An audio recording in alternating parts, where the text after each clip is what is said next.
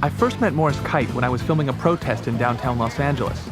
To be honest, I didn't want to interview him since he was 40 years older than anyone else.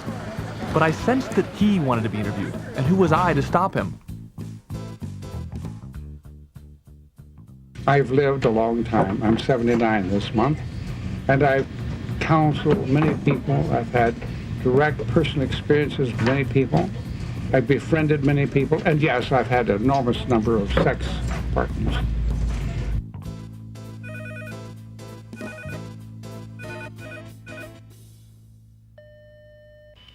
Andrew Colville, you're a nice man. 2 major dates are coming up that would suggest some videography. I have no idea if that's something you want to do. Let's just talk about it, and I'll offer them to you, and you'll decide yes or no. Take no offense if you say no, and we'll rejoice if you say yes.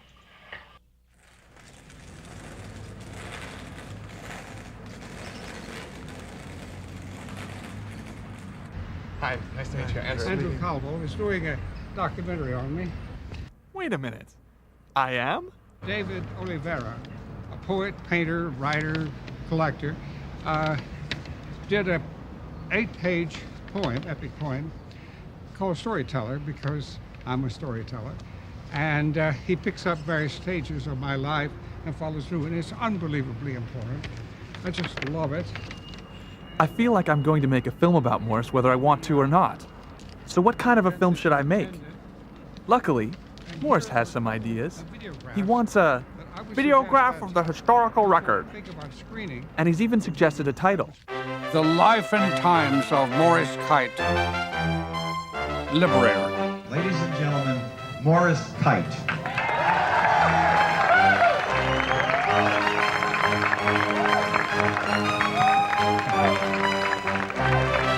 The Reagan administration has done nothing to lift the oppression of black South Africans, and it's a national disgrace. In the gay and lesbian community, Morris has started so many organizations. We sometimes joke that he probably invented sex and chocolate and disco music and almost everything else. What was the happiest moment of your life? Oh, marching down Hollywood Boulevard, Sunday, 28 June, 1970, at the head of Christie Street West. So that was the happiest moment of your life? Absolutely. I had 8 death threats on the day of the parade, including a man who called me saying, "Would it be okay to kill you today?" I said, "Not today. I just can't deal with it. You'll have to call me Monday, maybe Tuesday, or maybe Wednesday," and ta-ta, and off I went. I think he has many legacies that he's leaving this community. He and 3 other people founded the center, which has now gone on to be an absolutely world-class institution. The village is many things: auditoria, exhibit space, acting space, a computer study room. It's a place to hang out and to be and to chat and to get bits and to nosh. I think it's just wonderful. I'm terribly proud of it. The McCadden Place collection that he single-handedly started and maintained is really so significant. It's very eclectic. It includes works of art, posters, political sloganeering, and the one item that I really find the most amusing, of course, involves the story of how he marched into Barney's Beanery. Hi, this is Pat Rocco, and we're here for a Bizarre Productions news service in front of one of the oldest establishments here in Hollywood. It's a restaurant, and it's called Barney's Beanery. Now, there is a particular protest going on this evening that I think you'll find quite interesting. From what I understand, Barney's Beanery has had a sign inside its bar that says, "Faggots, stay out." In January and February of 1970, we went to Barney's Beanery, picketed, boycotted, and did a whole variety of nonviolent things, and demanded a return of the sign. Excuse me, sir. Can I call you over for just a minute? Could you give me your name, please? I'm Morris Kight. And here, our cameras are over here so we get a good look at All you. right. Tell us a little bit about what your participation is this evening. Well, I founded the Gay Liberation Front in Los Angeles because I thought that it was time for one. And my position here tonight is just to be along, to march with my associates, to complain about this particular injustice, and that's why I'm here. What have you got to say about the sign that people are protesting tonight? The sign that says "Faggots stay out." They're out in the street, I'm in here. Mm-hmm. You know, what the hell? Okay. That's my wife. A very tactful deputy sheriff kept coming and negotiating among and between me and the owner. Mr. Kight and his Gay Liberation Front is protesting that sign and alleged discrimination towards homosexuals. That's it. Have there been any incidents so far None this at evening? All. We don't expect any. You don't We've expect talked to any? both people concerned, and they are going to cooperate with us fully, and we're going to cooperate with them. Very good. How many officers are there here this evening to watch over? Just me. Just you? All by yourself? Now, what we really would like, Mr. Rocco, is to have the sign retained, but changed. How would you change it? X out the stay out and say, "Faggots welcome." That we would consider a victory. He went to see him and said, won't do that. I said, well, fine, give me a G, give me an A, give me a Y, and so on. And we did that for 4 more days. And then he came back and came out at 11 o'clock at night. Cameras were all over, radio stations were all over, newspapers were all over, big crowd was all over. He came out and he said, he's agreed. And he brought it out and handed it to me. I never wept so much in my lifetime. I felt that we were racing centuries of ignorance and oppression. I feel great parenthood of it. I feel that it's my child, that I rescued it. Oh, I had a support team. You know, I couldn't have possibly have done it alone. But, you know, it's very special in my life.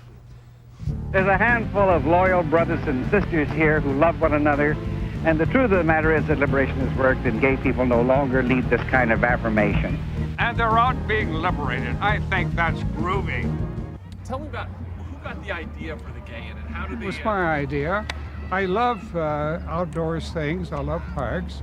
The last time we held a gay in here, there were enough police here to have quelled a major riot.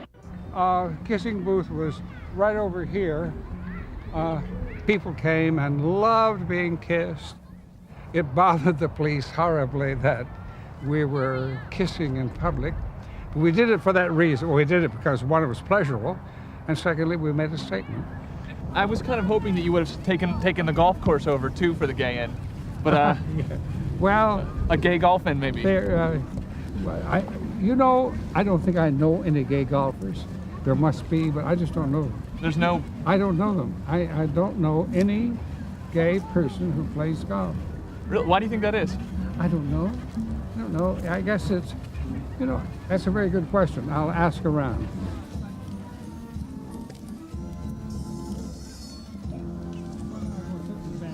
And you bring the car. Okay. As I've come to know Morris, pushing him down memory lane just isn't enough for me anymore. It makes me feel like I've been born too late.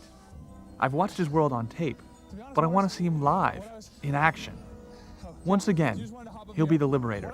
Only this time, I will play the role of his co-conspirator. Shall we do it? That's a good idea. Let's do it.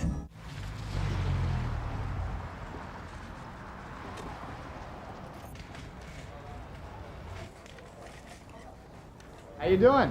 Morris Kight. How you doing, Morris? Pleasure to meet you. 29 years ago to rescue this sign. Okay, I can't let you guys film here. You guys have to opt our property, okay? Oh, it's not your property. I know, but I'm the manager here, and the owner just told me to have you guys leave. Wait, okay? wait. You're gonna go on the other side. That's no problem. You don't own the sidewalk. The First Amendment of the Constitution okay, of the good. United States provides. We'll let the sheriff deal with it when he gets here. Well, fine. Okay? Call the sheriff. Just call the sheriff. They were here I already 29 did. years ago. Okay, fine. And they policed the matter. Beautiful. That's great. Call. That's great. I already did. Oh my God! And you have that sign? That's it. How did you get the sign? That Through sign great is effort. famous. 3 weeks of nonviolent picketing. Excellent, excellent. It's such a pleasure to meet you. That's Thank you. great. On the night of the protest, or the nights of the protest, what do you think your favorite sign that the protesters made was? Queens have a right to beans. You know, this place fancies itself as a server of chili and beans. Queens have a right to beans. Queens have a right to beans. And we would chant that over and over and over. Excuse me. I was wondering, you're a passerby. I was wondering if you know the history of today. I know this sign, and I think it's very degrading and stupid. And I read an article like 3 months ago, and I will never, ever patronize this place at all. So, Are you familiar with the Liberator of the sign? no, I think they I'm should Morris lose their Kight. business. This is Mr. Morris Kight, actually, who Hello, sir. liberated Thank you the very sign much in for your 1970. support. You ought to say the sheriff do their duty. Get those fags off our sidewalk. We want law and order in West Hollywood. We want a homophobic America. Demand it, Ben. Demand it. Hi, officer. Hi. Hi. We're here. We're actually commemorating the 29th anniversary of this sign here. What sign? Of this sign right here at Barney's Beanery, the liberation of this sign. I was wondering if you had any comment upon that. None at all. And I'm going to ask you if you don't have a permit, to take it back inside. Okay. The sidewalk doesn't belong to him. It belongs to the people. The Constitution of the United States, the First Amendment, says that we have a right to be here. They don't have to apply for this. Well, they do, sir. No, You they have don't. to- No, they don't. Whenever you film, the First that's- Amendment gives Well, I'm not going to argue with you about the gives First citizens Amendment. a chance, gives citizens an opportunity to publicly assemble to address grievances. All right. Andrew, you had fun and you worked very hard. So did I succeed in looking like Pat Yes, Rocco? you did. Pretty good.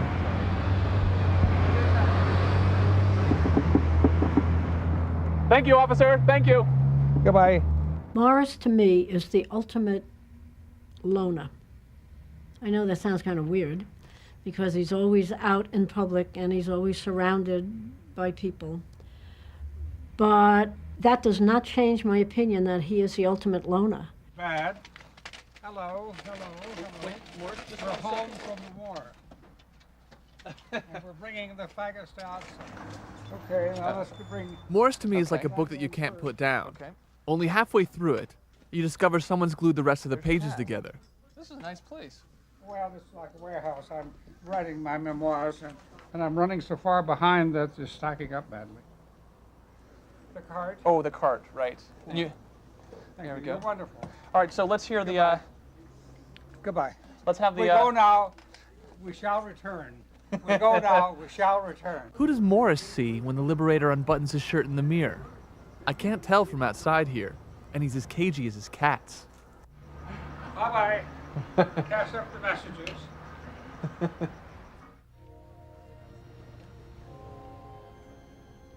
I discover that Morris tends to express his emotions through rituals. He mourns Matthew Shepard, a young gay man killed in a hate crime in Wyoming.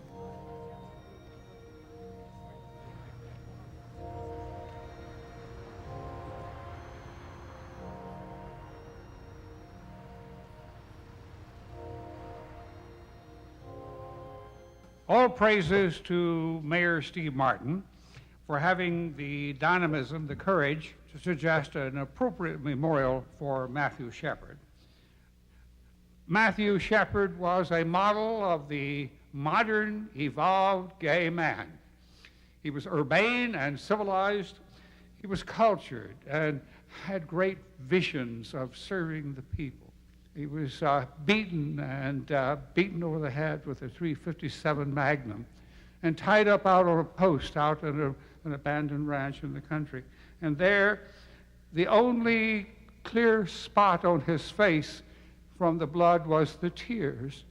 As he wept, a little bit of blood went away from his face. And it's just simply almost unbearable. Morris takes me to a small park in West Hollywood. He proposes that a memorial to Matthew Shepard be planted there, so that his memory will be forever green. I feel that one of the reasons that you also feel strongly about this is because him being sort of a urbane, say, sophisticated fellow in a rural place is you see yourself, you see some of yourself at a younger age in him. You're really learning a lot about me, Andrew. You're really learning. I couldn't agree more. I was an early Matthew Shepard, except that I wasn't killed. Though I had attacks on me, I mean, horrible, violent attacks, but I survived, and he didn't. So yes, I need to memorialize him. Part of it is me, yeah.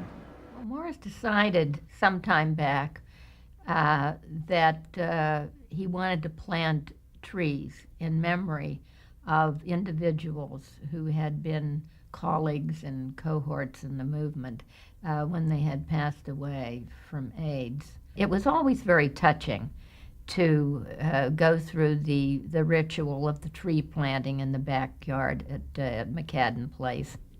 It's as if all of our dear friends are trees in our memory. It's sad because Morris no longer lives there.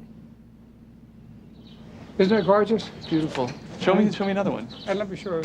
This one's very painful. This is a memorial to Steve Burnham. He was the light of my life. I'm sorry, who was he? Steve Berman. Who was he? A companion of mine.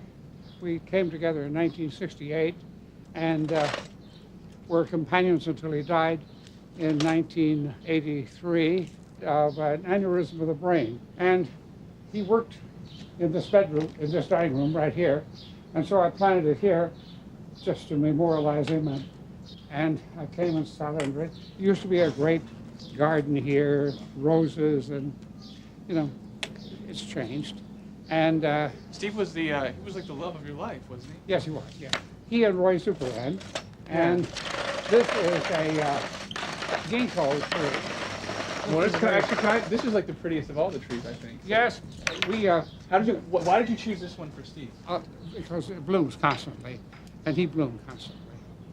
I discussed with a lot of friends about coming here, and they said you can't go home again. And so I have come here very reluctantly. But I'm glad I did, because this Burman tree is part of the rhythm of my life. Why not go home again? Were there other trees that told other stories? So we set out for Texas, where Morris hadn't returned for 37 years.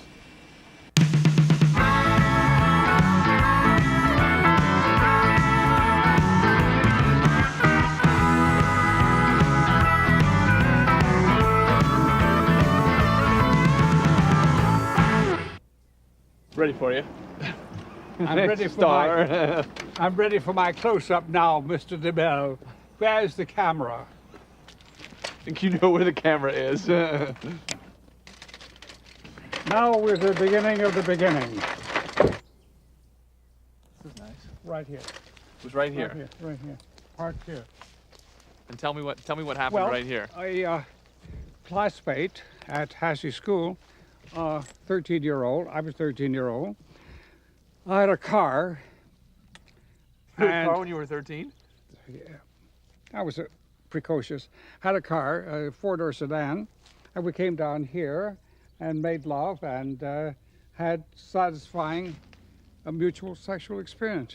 Tell me about him. Like, what did he look like?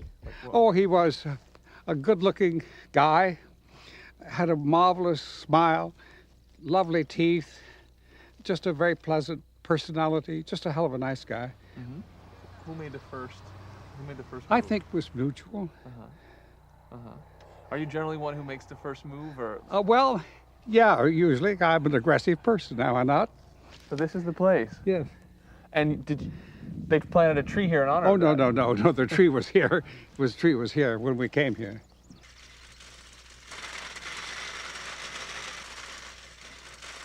I believe that people should proclaim their lesbianism or gayness or non-gayness in their own time, in their own way. And so I'm violating a long-time principle by saying that Andrew Colville is a non-gay man. However, I have to say that because you can't tell the difference. He's out as an intellectual. He's a socially concerned person. He's a civilized person. He pays attention to people. He's respectful of people of color, or respectful of women. All the characteristics that I've always attributed to gay men. And so I'm just delighted that you're here. I think I know now why I enjoy filming Morris. He's the gay grandfather I never had. Morris, do you ever fear not being able to be active, though? Oh yeah. I spend more time on that than I should. I spend some time thinking about when I will become incontinent and can't make it to the bathroom, when I'll become senile and can't go to the typewriter, when I'll become totally deaf and can't go to the phone. Yeah. What does that make you think? Well, it makes me think that life moves on, that death must come at last to one and all, and that the time for me will come. So, What would happen though if you were that way? I mean, what would you think? What would be going on in your mind? Well, I couldn't call Dr. Kevorkian. He may be in jail, but I can do it myself. Would you do it yourself? Oh yeah, sure. You would if you couldn't be active anymore. You'd do it yourself. Oh, absolutely. I'd take a fistful of sodium pentothal and say goodbye. Because there's no point in having people wait on you. I'm wait on people. I don't have them wait on me. I'm their servant. They're not mine. You want another one? Yeah. So you hope at your end that you'll just give out one day. You'll be on the walker at a protest the next day. My mother in 1963 was on the phone battling with somebody over real estate. She was buying a piece of property. That was her act to get them kind of hooked and then to start accusing them of defrauding her in order to get it cheaper. And she said, "You monster, you're overcharging me." She had a heart attack and dropped out of the bed, out and died. I think that would be a wonderful way to go, wouldn't it? Would that be great?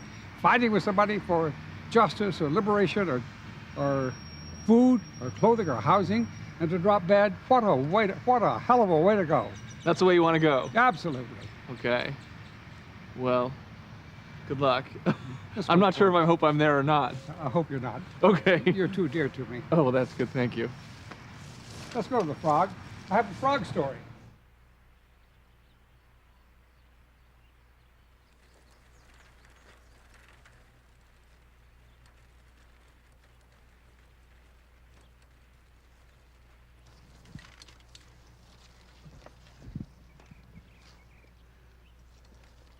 I think, Marshall, I think we'll plant it right behind.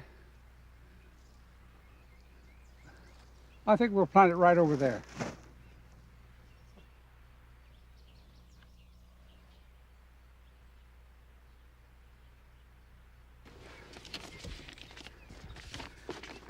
This is where we entered, and this is where we are. Right. And this is where you're leaning. Yeah. And then this is my father, died 1927. And find Aunt Louis. Find Aunt Louis. Okay. Yeah, I think she's right over there. And my niece, Sandra Ann, and my niece, Peggy Joyce. Marshall is an arborist, and he agreed to bring a magnolia. We're planting this, and that the memory of the kites will be sure evergreen. Okay, we got her. Okay. You say it. And you'll mulch it a little? Yes, sir.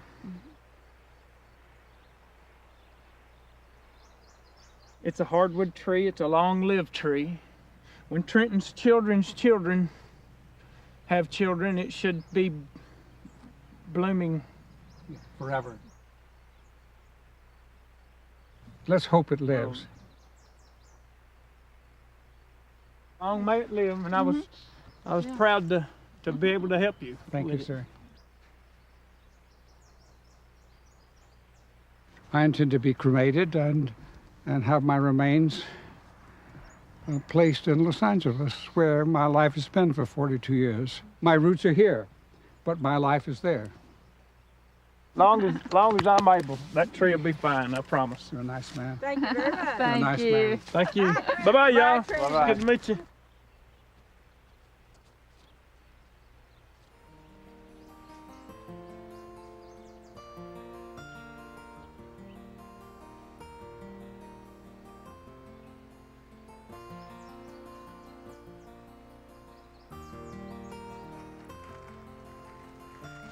I feel sad. I know you do. I know you do. You're personalizing it, aren't you? And I think that's wonderful. I think it's wonderful. You have, for a moment, abandoned your professional role and have become personal. Oh, no. And coming to this place, you empathize with me, don't you? Oh, yeah, certainly. Certainly. And I'm where much of my life started. Let's go. All right, let's go. Peg?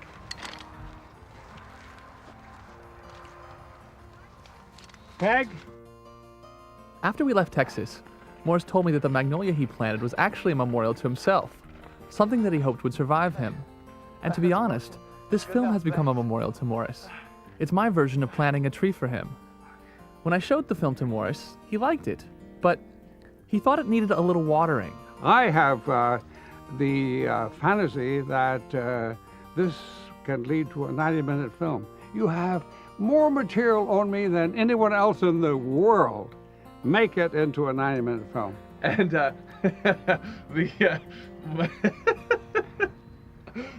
I'm campaigning. So Morris, when you hear sirens, do you ever get a sense that like they're coming for you? No, I don't, because I'm not even slightly paranoid. I've been spied on by the FBI, the CIA, all the military intelligence agencies. My FBI file is like this, and I just never get paranoid because I know they're watching me, and so what?